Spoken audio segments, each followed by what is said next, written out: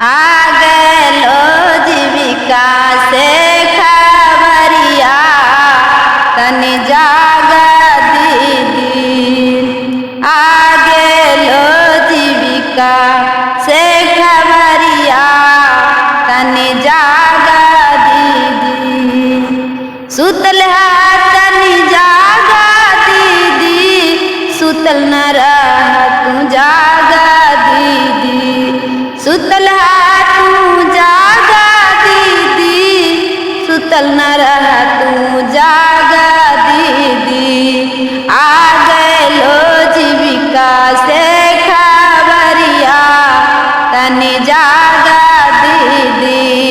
आ गलो जीविका से खबरिया तनि जागा दीदी। बिन वेतन के कैसन हो नौकरिया तनि जागा दीदी। बिन रुपया के कैसन हो नौकरिया तनि जागा दीदी।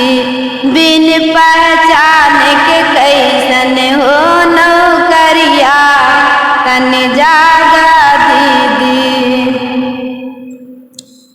250 में कैसे होत गुजरिया तनि जागा दीदी। 250 में कैसे होत गुजरिया तनि जागा दीदी। दिन भर घर छोड़ के मीटिंग करावत रहलू। दिन भर घर छोड़ के मीटिंग करावत रहलू। पूरक आहार और पौष्टिक आहार पर चर्चा करावत रहलू। पूरक और पौष्टिक आहार पर चर्चा करावत रहलू।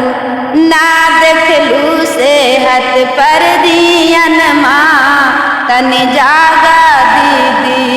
ना देखलू सेहत पर धियन माँ तनि जागा दीदी। ना दिहलू सेहत पर धियन माँ तनि जागा दीदी। सीएम नीतीश जी कहलन, सीएम नीतीश के कहल पर दीदी शराब बंदी करवलू। सीएम नीतीश के कहल पर दीदी शराब बंदी करवलू। मानव श्रृंखला में दीदी सबसे ज्यादा बहम दिखवलू। मानव श्रृंखला में दीदी सबसे ज्यादा बहम दिखवलू। तयो ना दिहलन कोई पहचान माँ तनि जागा दीदी।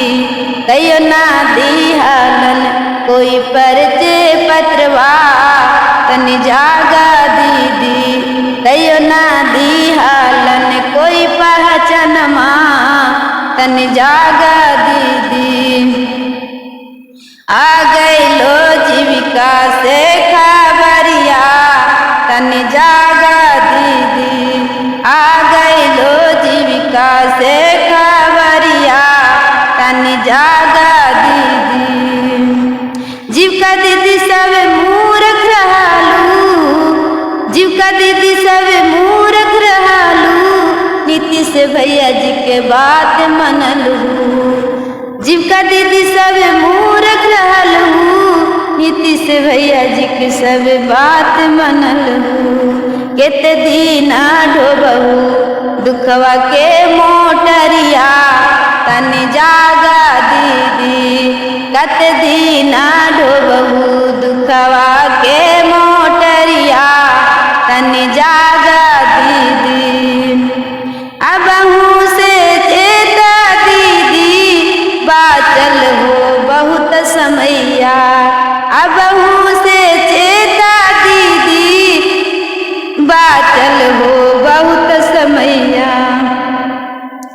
अबहू से चेता दीदी, बाचल हो बहुत समैया।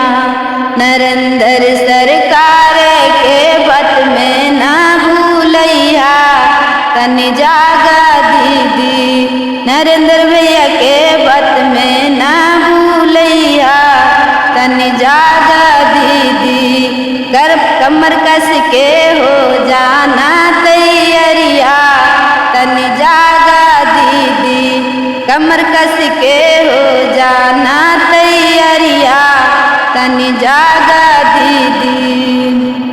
सुनत रहली सीएम दीदी के 22,000 के पेमेंट होई तो, सुनत रहली सब कैडर भैया के 22,000 के पेमेंट होई तो, 2200 के न है कोठी काना, तनी जागा दीदी 2200 के न है कोठी काना, तनी जागा दीदी।